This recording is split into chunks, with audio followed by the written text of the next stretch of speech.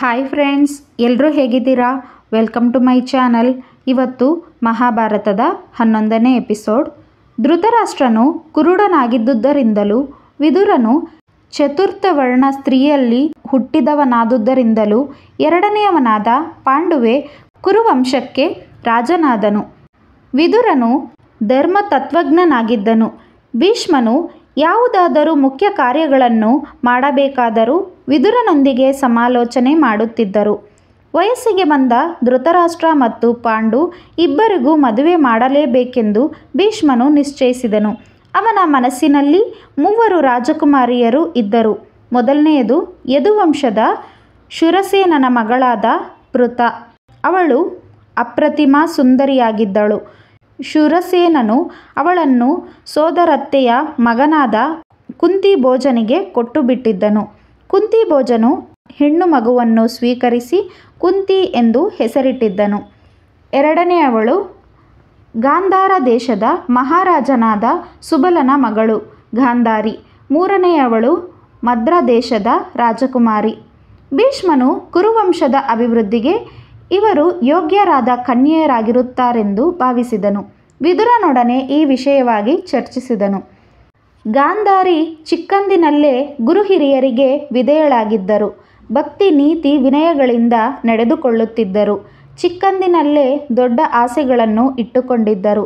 ತಾನು ಒಬ್ಬ ಮಹಾರಾಜನ ಪಟ್ಟದ ರಾಣಿಯಾಗಬೇಕು, ಸೇರಿದ ಮನೆಯನ್ನು ಬೆಳೆಸಿ 2 ಕುಲಗಳಿಗೂ ಕೀರ್ತಿ ತರಬೇಕು, 100 ಮಕ್ಕಳ ತಾಯಿಯಾಗಿ ಬೇರೆ ಹೆಂಗಸರಿಗಿಂತ ಮೇಲೆನಿಸಬೇಕು ಎಂದು ಭಾವಿಸಿದ್ದರು. ಅದಕ್ಕಾಗಿಯೇ ಶಿವನನ್ನು ಆರಾಧಿಸಿ ನಿತ್ಯವೂ ಭಕ್ತಿಯಿಂದ ಧ್ಯಾನ ಮಾಡಿದರು, ಪೂಜೆ ಸಲ್ಲಿಸಿದರು. ಅವರ ಭಕ್ತಿಗೆ ಶಿವನು ಮೆಚ್ಚಿ ಅವರ ಕನಸಿನಲ್ಲಿ ಕಾಣಿಸಿಕೊಂಡು ವರವನ್ನು ಕೊಟ್ಟರು. ಗಾಂಧಾರಿ ತನಗೆ 100 ಮಕ್ಕಳಾಗುವಂತೆ ವರವನ್ನು ಪಡೆದರು.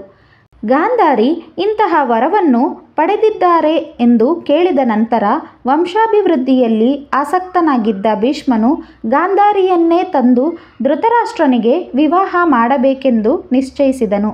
ಮದುವೆಯ ಮಾತುಕತೆಗಾಗಿ ಮಾತಿನಲ್ಲಿ ಚತುರರಾದ ವಿದ್ವಾಂಸರನ್ನು ಗಾಂಧಾರಕ್ಕೆ ಕಳುಹಿಸಿದನು. ತನ್ನಲ್ಲಿಗೆ ಹಸ್ತಿನಾವತಿಯಿಂದ ಬಂದ ವಿದ್ವಾಂಸರು ಅಭಿಪ್ರಾಯ ತಿಳಿದಾಗ ಸುಬಲನು ಯೋಚನೆಗೀಡಾದನು. ಕುರುವಂಶವು ಕೀರ್ತಿ, ಶೌರ್ಯ, ಸದ್ಗುಣಗಳಿಂದ ಹಿರಿದೆನಿಸಿ ಮರೆಯುತ್ತಿದೆ. ಆ ವಂಶದ ರಾಜ ಧೃತರಾಷ್ಟ್ರ ರೂಪವಂತ, ಶಕ್ತಿವಂತ, ಗುಣವಂತ ಹಾಗೂ ವಿದ್ಯಾವಂತ. ಆದರೆ ಹುಟ್ಟು ಕುರುಡ. ಕುರುಡನನ್ನು ಮದುವೆಯಾಗಲು ಮಗಳು ಒಪ್ಪುವಳೇ? ಬಂಧುಗಳು ಏನು ಹೇಳುವರು? ಮೊದಲು ಹೀಗೆ ಆಲೋಚಿಸಿದ ಸುಬಲ ಕುರುವಂಶದ ಖ್ಯಾತಿಯನ್ನು, ಆಚಾರ ವಿಚಾರಗಳನ್ನು ಪರಿಭಾವಿಸಿ ಗಾಂಧಾರಿಯನ್ನು ಧೃತರಾಷ್ಟ್ರನಿಗೆ ಕೊಡಲು ಒಪ್ಪಿದನು. ತನ್ನ ತಂದೆ ತನ್ನನ್ನು ಒಬ್ಬ ಕುರುಡನಿಗೆ ಕೊಟ್ಟು ವಿವಾಹ ಮಾಡುತ್ತಿದ್ದಾನೆಂದು ಗಾಂಧಾರಿ ಕೋಪವನ್ನಾಗಲಿ ದುಃಖವನ್ನಾಗಲಿ ಪ್ರದರ್ಶಿಸಲಿಲ್ಲ. ವಿಚಾರ ಮಾಡಿಯೇ ತಂದೆ ಈ ವಿವಾಹಕ್ಕೆ ಒಪ್ಪಿರುವನೆಂದು ಭಾವಿಸಿದರು. ಧೃತರಾಷ್ಟ್ರನನ್ನು ಮದುವೆಯಾಗಲು ಒಪ್ಪಿದರು. ವಿವಾಹದ ವೇಳೆಗೆ ಗಾಂಧಾರಿಗೆ ಒಂದು ಯೋಗ್ಯ ಯೋಚನೆ ಹೊಳೆಯಿತು. ಪತಿಯಂತೆ ಸತಿ ಇರಬೇಕು. ನನ್ನ ಗಂಡ ಅಂದ. ಹೀಗಿರುವಾಗ ನಾನು ನನ್ನ ಕಣ್ಣುಗಳನ್ನು ನೋಡುವುದಕ್ಕಾಗಿ ಉಪಯೋಗಿಸಬಾರದು. ಗಂಡನು ಅನುಭವಿಸಿದ ದರ್ಶನ ಸುಖವನ್ನು ನಾನೇಕೆ ಅನುಭವಿಸಬೇಕು? ಹೀಗೆ ಭಾವಿಸಿದ ಗಾಂಧಾರಿ ತನ್ನ 2 ಕಣ್ಣುಗಳನ್ನು ಬಟ್ಟೆಯಿಂದ ಮುಚ್ಚಿ ಕಾಣದಿರುವಂತೆ ಮಾಡಿಕೊಂಡರು. ಗಾಂಧಾರಿಯನ್ನು ಅವಳ ಅಣ್ಣನಾದ ಶಕುನಿಯು ಮಂಗಳವಾದ್ಯಗಳೊಡನೆ ಹಸ್ತಿನಾವತಿಗೆ ಕರೆತಂದಾಗ ಭೀಷ್ಮನು ಸಕಲ ರಾಜ ಮರ್ಯಾದೆಗಳೊಡನೆ ಕನ್ಯಾರತ್ನವನ್ನು ಸ್ವಾಗತಿಸಿ ಅರಮನೆಗೆ ಕರೆದೊಯ್ದನು. ಸಕಲ ವೈಭವಗಳೊಡನೆ ಶುಭಲಗ್ನದಲ್ಲಿ ಧೃತರಾಷ್ಟ್ರ ಗಾಂಧಾರಿಯರ ವಿವಾಹ ನೆರವೇರಿತು. ಮದುವೆಯಾದ ಬಳಿಕ ಶಕುನಿಯು ಭೀಷ್ಮನ ಅನುಮತಿ ಪಡೆದು ತನ್ನ ದೇಶಕ್ಕೆ ಹಿಂದಿರುಗಿದರು.